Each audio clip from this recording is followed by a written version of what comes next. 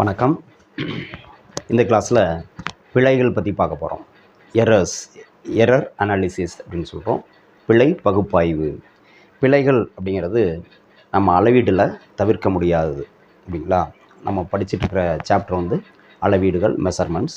அதில் எந்த ஒரு அளவு எடுத்தாலும் அதில் ஒரு குறிப்பிட்ட சதவீதம் பிழைகள் இருக்க வாய்ப்பு உண்டு இல்லையா. எரர் வந்து கண்டிப்பாக வரும். அந்த எரர்னால் என்ன, பிழைனா என்ன, அதை எப்படி வந்து குறைக்கிறது, ஓகே, அதை எப்படி கால்குலேட் பண்ணுறது, எவ்வளோ பிழை இருக்குது அப்படிங்கிறத எப்படி கால்குலேட் பண்ணுறது, அதை பற்றிய விளக்கங்களை தான் இந்த கிளாஸில் நம்ம வந்து பார்க்க போகிறோம். ஓகே, இப்போ பிழை அப்படின்னா என்ன, வாட் இஸ் அன் எரர்னால் என்ன முதல்ல தெரியணும். பிழை அப்படின்னா என்ன அப்படின்னா, அதாவது ஒரு அளவு எடுக்கிறோம். ஏற்கனவே சொன்னேன், இந்த போர்டோட நீளம் மெஷர் பண்ணுறேன் அப்படின்னா, இந்த போர்டோட உண்மையான நீளம் அப்படின்னு ஒன்று இருக்கும் அப்படியா. ஒரிஜினல் லென்த், உண்மையான நீளம் அப்படின்னு ஒன்று இருக்கும். ஒருத்தர்கிட்ட சொல்லி இந்த நீளத்தை வந்து அளக்க சொல்கிறேன். அவர் அளக்கிறப்ப வந்து பார்த்தோன்னா கொஞ்சம் நீளத்தை வந்து அதிகமாகவோ அல்லது குறைவாகவோ அளந்து சொல்கிறார். அப்போ உண்மையான மதிப்பு, உண்மையான நீளம்னு ஒன்று இருக்கும். அதாவது உண்மையான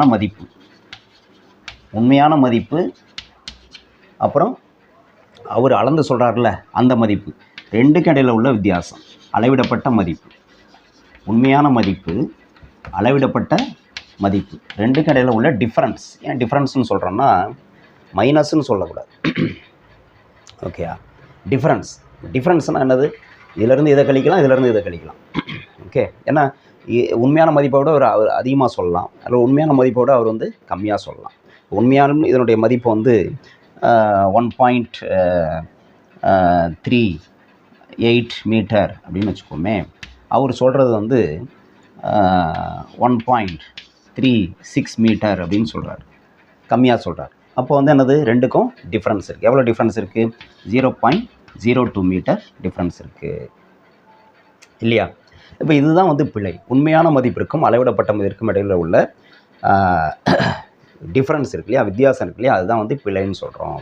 okay, the difference between actual value and measured value is called error. The difference between actual value and measured value is called error அப்படின்னு சொல்கிறோம். Okay, right.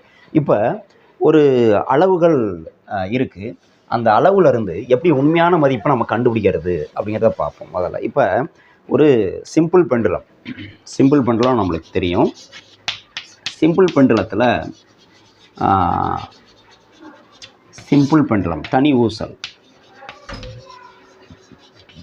தனி ஊசல்னு சொல்லுவோம். அந்த தனி ஊசலினுடைய அலைவு நேரம் கண்டுபிடிக்கிறோம்.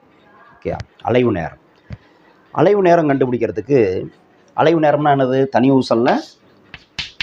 ஊசல்ங்கிறது ஒரு நீளமான கம்பி அல்லது நூல், அதில் ஒரு இரும்பு குண்டு கட்டி தொங்க விட்டோம்னா என்ன ஆகும், இது வந்து அலைவடையும் இல்லையா. இதுதான் வந்து தனி ஊசல் அப்படின்னு சொல்கிறோம்.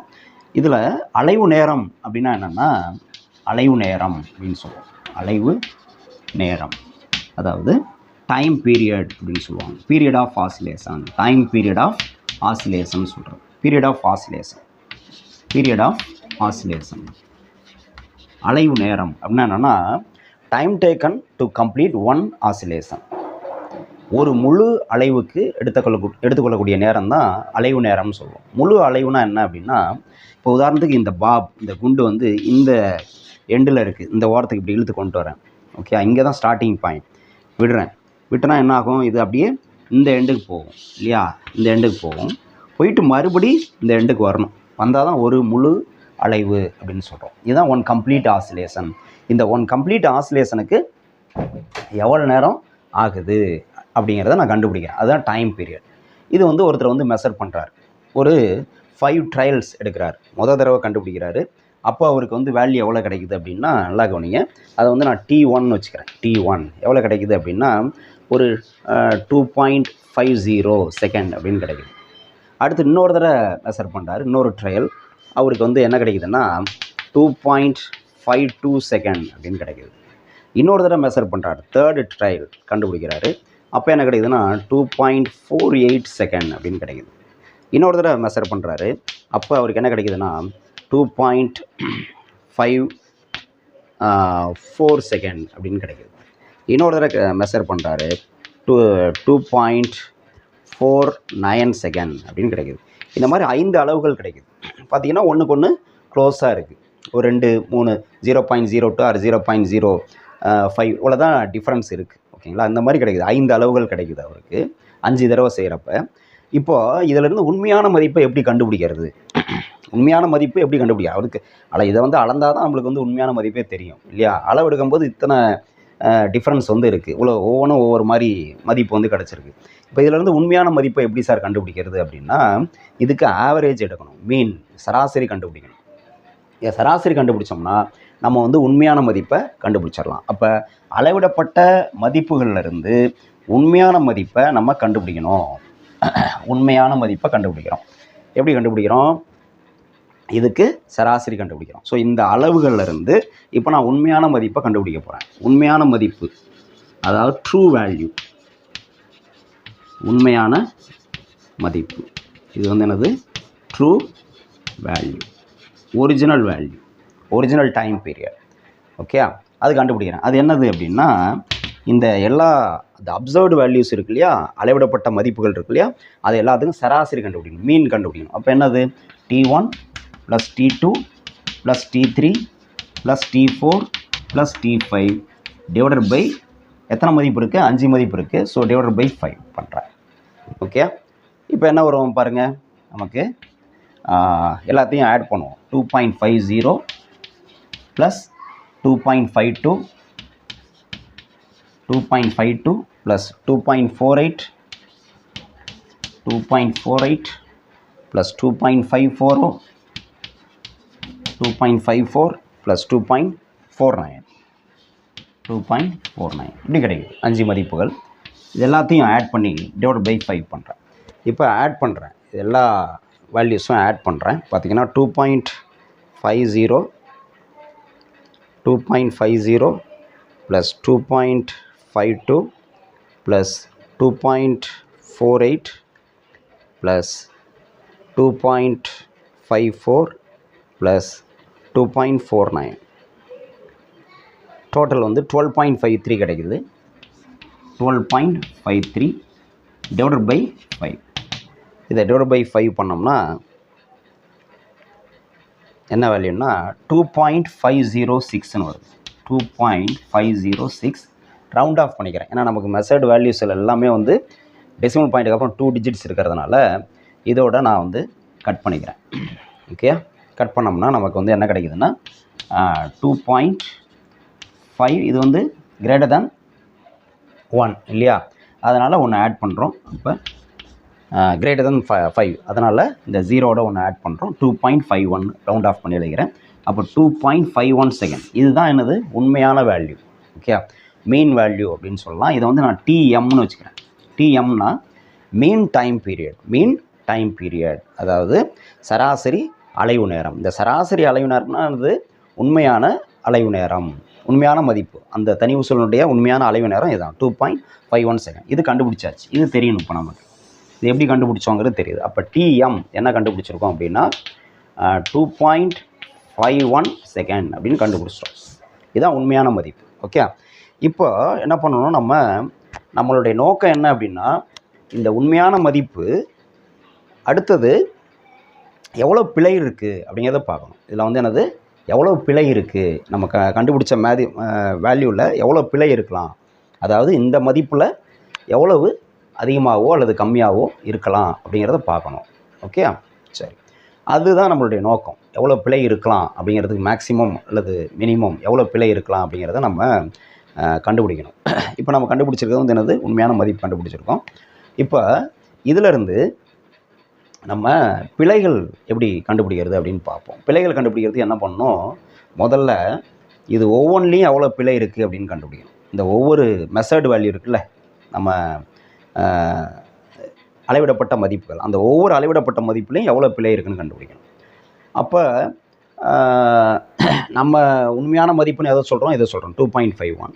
இதில் எவ்வளோ பிழை இருக்குதுன்னு கண்டுபிடிக்கணும். என்ன சொன்னோம்? நம்ம என்ன சொன்னோம் ஆரம்பத்தில்? பிழைனா என்னது? உண்மையான மதிப்பிற்கும் அளவிடப்பட்ட மதிப்பிற்கும் இடையில் உள்ள டிஃப்ரென்ஸ் தான், வேறுபாடு தான் என்னது? பிழைன்னு சொன்னோம். இப்போ இது ரெண்டுக்கும் டிஃப்ரென்ஸ் கண்டுபிடிக்கும். அதே மாதிரி இது ஒவ்வொரு அளவுக்கும் என்னது? டிஃப்ரென்ஸ் கண்டுபிடிக்கணும். கண்டுபிடிச்சா நமக்கு ஒவ்வொரு அளவிடப்பட்ட மதிப்புலையும் இருக்கக்கூடிய பிழை எவ்வளோ அப்படின்னு தெரிஞ்சிடும். அதை பண்ணுவோம் அடுத்து.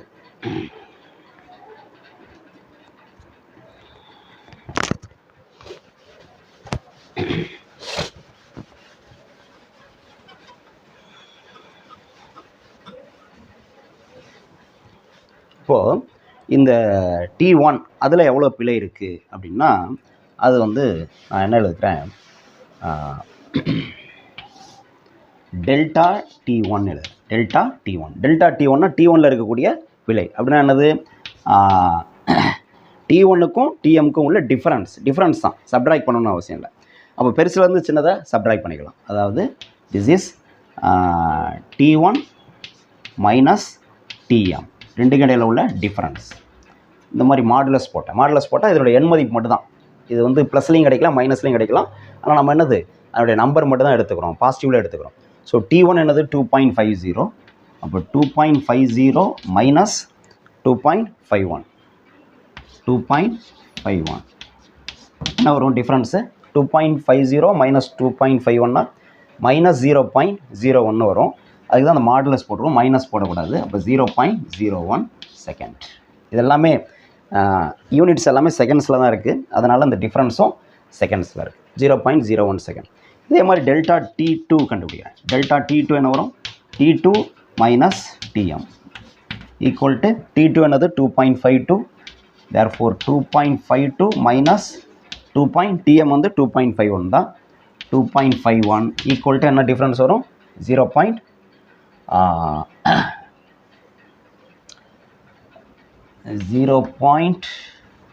இங்கே வந்து இங்கே ஒன்று அதிகமாக இருக்குது, அப்போ 0.01 செகண்ட் தான் இதுவும். ஓகே, அடுத்து டெல்டா T3 கண்டுபிடிப்போம். டெல்டா T3 என்ன வரும், T3 மைனஸ் TMன்னு சொல்லலாம், ஈக்குவல் டு என்ன வரும், T3 வந்து 2.48. ஸோ 2.48 மைனஸ் 2.51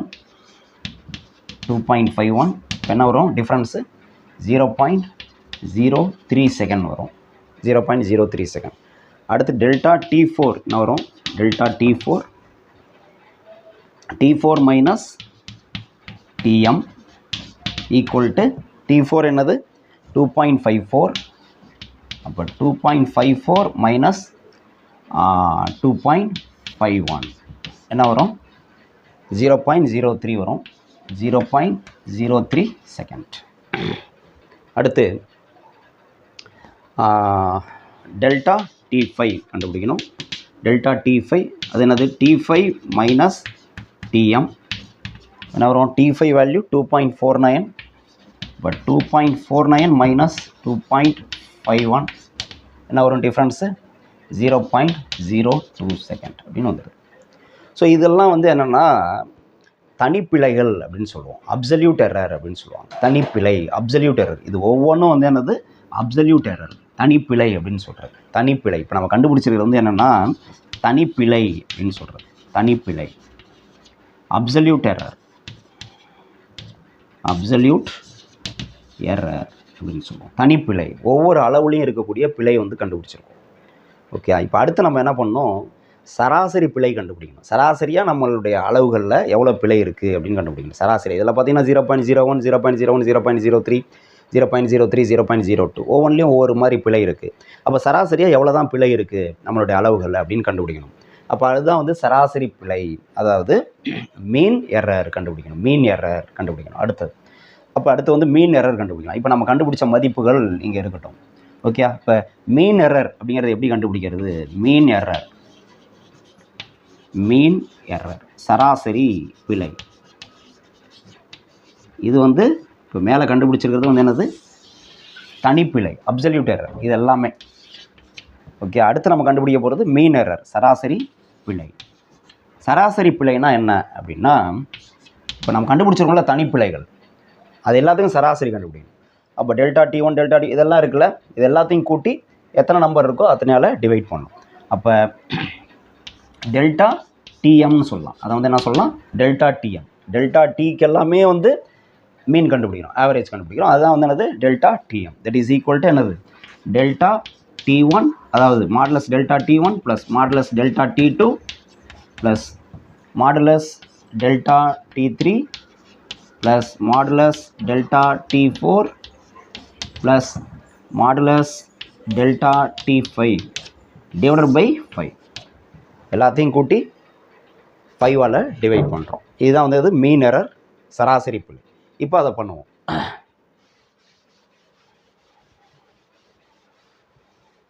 இப்போ பாருங்கள் என்ன வரும், மீன் எரர், அதாவது டெல்டா டிஎம் மீன் எரர் என்ன கண்டுபிடிச்சி வேல்யூ சப்ஸ்டிட் பண்ணுங்கள். இது எல்லாத்தையும் 0.01 plus 0.01 plus 0.03 plus 0.03 plus 0.02 divided by 5. எல்லாத்தையும் ஆட் பண்ணால் என்ன வரும், இங்கே பாருங்கள் 1 2 5 8 10. அப்போ 0.10 வந்துடும். 0.10 1 2 5 5 3 8 8 10 0.10 டிவைடட் பை 5. 0.10 5ஆல் டிவைட் பண்ணால் என்ன வரும், 0.02 வரும். இதை டிவைட் பண்ணலாம் இல்லையா, 0.02. அப்போ மீன் எரர் டெல்டா டிஎம் வந்து என்ன கிடச்சிருக்குன்னா 0.02 செகண்ட் அப்படின்னு கிடச்சிருக்கு. நம்ம கண்டுபிடிச்ச நம்ம அளவிடப்பட்ட மதிப்புகளில் சராசரியாக எவ்வளோ பிழை இருக்குது அப்படின்னா 0.02 செகண்ட் பிழை இருக்குது அப்படின்னு தெரியுது. ஓகே, இதை நோட் பண்ணிங்க.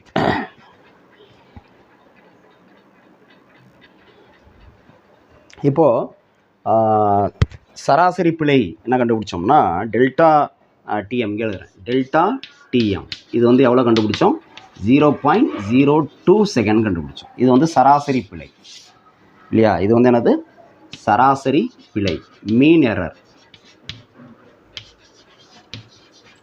சராசரி பிழை மீன் எரர் இதான் கண்டுபிடிச்சோம். அடுத்து என்ன பண்ணுறோம், சதவீத பிழை கண்டுபிடிக்கிறோம். பர்சன்டேஜில் சொல்கிறோம் எவ்வளோ பர்சன்டேஜ் எரர் இருக்குது, சராசரியாக எவ்வளோ பிழை அதை பர்சன்டேஜில் சொல்கிறோம். எவ்வளோ பர்சன்டேஜ் எரர் இருக்குது, நம்ம அளவிடப்பட்ட மதிப்பில் எவ்வளோ பர்சன்டேஜ் எரர் இருக்குதுன்னு கண்டுபிடிக்கணும். ஸோ அது வந்து என்னது பர்சன்டேஜ் எரர்னு சொல்கிறோம். அடுத்து நம்ம பார்க்க போகிறது என்னது பர்சன்டேஜ் எரர்.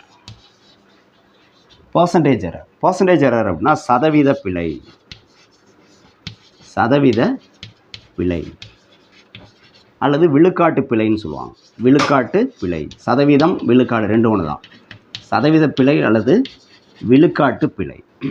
என்னது சதவீத பிழை விழுக்காட்டு பிழைன்னா என்னது, சதவீதம் எப்படி நம்ம கண்டுபிடிப்போம், இப்போ வந்து ஒருத்தர் 500க்கு 480 மார்க் வாங்கியிருக்காரு அப்படின்னா 100க்கு எவ்வளோ அப்படின்னு பார்க்குறது தான் சதவீதம் இல்லையா. 500க்கு 480 மார்க்னா 100க்கு எவ்வளோ அப்படிங்கிறப்ப என்ன பண்ணுவோம், இன்ட்டு 100ன்னு போடுவோம் இல்லையா. அதே மாதிரி நம்ம கண்டுபிடிச்ச மதிப்பு எவ்வளவு, 2.51 செகண்ட். நம்ம கண்டுபிடிச்ச மதிப்பு வந்து என்னது 2.51 செகண்ட். அப்போ 2.51 செகண்டுக்கு எவ்வளோ பிழை இருக்குன்னு கண்டுபிடிச்சிருக்கோம், சராசரியாக 0.02 செகண்ட் வந்து பிழை இருக்குன்னு கண்டுபிடிச்சிட்டோம். அப்போ 100க்கு எவ்வளவு, அதான் பர்சன்டேஜ். சரியா, இதான் நம்ம பண்ண போகிறோம். அப்போ விழுக்காட்டு பிழை அல்லது சதவீத பிழை பர்சன்டேஜ் எரர் அப்படின்னா நம்ம கண்டுபிடிச்ச உண்மையான மதிப்பு, அதாவது டிஎம், மேலே என்ன போடுறோம் சராசரி பிழை டெல்டா டிஎம் இன்ட்டு 100 இவ்வளோ பர்சன்டேஜ். இதான் வந்து என்னது விழுக்காட்டு பிழை அல்லது சதவீத பிழை, இவ்வளோ பர்சன்டேஜ். அப்போ போட்டால் என்ன கிடைக்கும் பாருங்கள், டெல்டா டிஎம் வந்து 0.02 டிவைடட் பை டிஎம் வந்து 2.51 இன்ட்டு 100. ஓகே, இப்போ இது எவ்வளோ வரும் சால்வ் பண்ணால் பாருங்கள், இது வந்து 0.02 இன்ட்டு 100 மல்டிப்ளை பண்ணால் என்ன ஆயிரும், டெசிமல் பாயிண்ட் 2 டிஜிட் இங்கே வரும். அப்போ 2 வந்துடும், 2/2.51 2/2.51. இது எவ்வளோ வரும், 2/2.51 எவ்வளோ வரும்,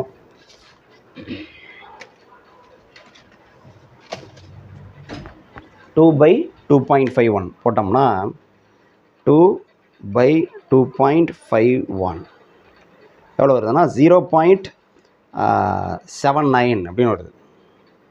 அதாவது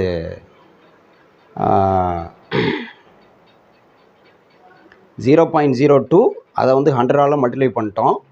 மல்டிப்ளை பண்ணால் நம்மளுக்கு வந்து என்னது 2 ஆகுது. 2/2.51. அப்போ 2/2.51னா என்ன வேல்யூ வருதுன்னா 0.7968ன்னு வருது. 0.7968 0.7968ன்னு வருது.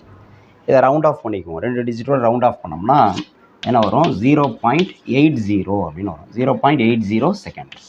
இதுதான் வந்து என்னது நமக்கு இருக்கக்கூடிய செகண்ட் கிடையாது, இது வந்து பர்சன்டேஜ். சாரி, இது வந்து இவ்வளோ பர்சன்டேஜ் பாருங்கள், 0.08% தான் எரர் இருக்குது அப்படின்னு தெரியுது. இதுதான் பர்சன்டேஜ் எரர்னு சொல்கிறது. நமக்கு இருக்கக்கூடிய சதவீத பிழை அல்லது இந்த மதிப்புகளில் இருக்கக்கூடிய சதவீத பிழை அல்லது பர்சன்டேஜ் எரர் எவ்வளோ அப்படின்னா 0.8% தான். இவ்வளோ தான் எரர். 0.8% தான் எரர் இருக்குது அப்படிங்கிறத கண்டுபிடிச்சிட்டோம். ஓகே. ஸோ இந்த மாதிரி மதிப்பை வந்து கண்டுபிடிக்க தெரியணும். நம்ம எடுத்த அளவிடப்பட்ட மதிப்புகளில் ஓகே அதனுடைய ஆவரேஜ் கண்டுபிடிக்கிறோம். அது வந்து என்னது உண்மையான அதுவும் கூட உண்மையான மதிப்புன்னு சொல்ல முடியாது.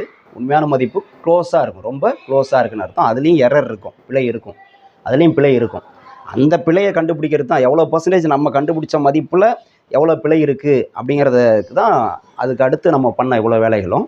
இப்போ இந்த மதிப்புலையும் எவ்வளோ பிழை இருக்குது அப்படின்னா எவ்வளோ இருக்கலாம் பிழை 0.8% பிழை இருக்கலாம் அப்படிங்கிறது தெரியுது. 0.8% தான், 1% கூட கிடையாது.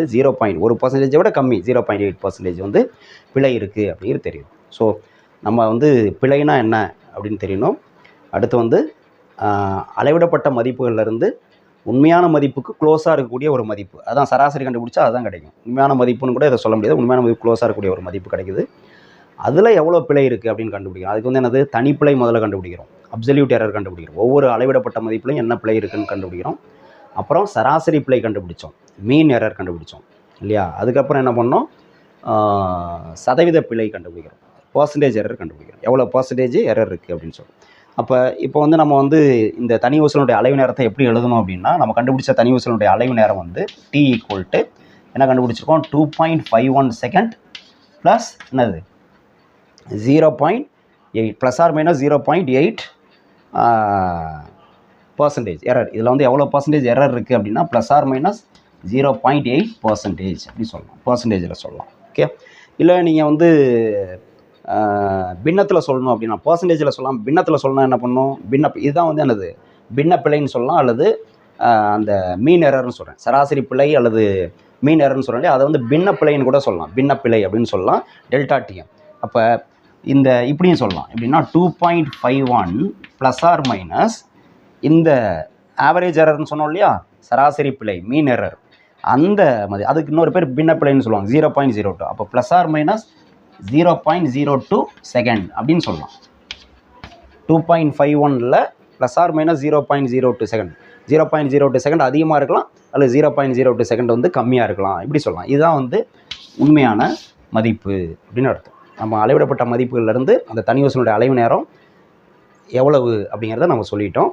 அதுலேயும் பார்த்தோன்னா நம்ம ரேஞ்ச் சொல்லியிருக்கோம். இதுதான் ஃபிக்ஸட் அப்படின்னு கிடையாது. இதில் 0.02 செகண்ட் அதிகமாக இருக்கலாம் அல்லது கம்மியாக இருக்கலாம் அப்படிங்கிறது தெரியுது. ஓகே. இப்படி தான் கண்டுபிடிக்க முடியும். இதுக்கு பிறகு தான் பிழை பகுப்பாய்வு அப்படின்னு சொல்கிறது. அடுத்த நம்ம கிளாஸில் வந்து 2 அளவுகளை வந்து கூட்டுறப்ப அதில் வந்து பிழை என்ன ஆகுது, 2 அளவுகளை கழிக்கிறப்ப பிழை என்ன ஆகுது, அப்புறம் 2 அளவுகளை பெருக்கிறப்ப பிழை என்ன ஆகுது, வகுக்கிறப்ப பிழை என்ன ஆகுது, அப்புறம் அடுக்குக்குறி கண்டுபிடிக்கிறப்ப பிழை என்ன ஆகுது, இதெல்லாம் பார்க்க போகிறோம். அதெல்லாம் ரொம்ப முக்கியமான area. Okay. Addition, subtraction, multiplication, division, அப்புறம் எக்ஸ்பனண்ட், இதில் எல்லாமே வந்து அந்த எரர் வந்து என்ன ஆகுது, அதிகமாகுதா குறையுதா, அதை எப்படி கண்டுபிடிக்கிறதுங்கிறது பார்க்கலாம். ஓகே. நன்றி.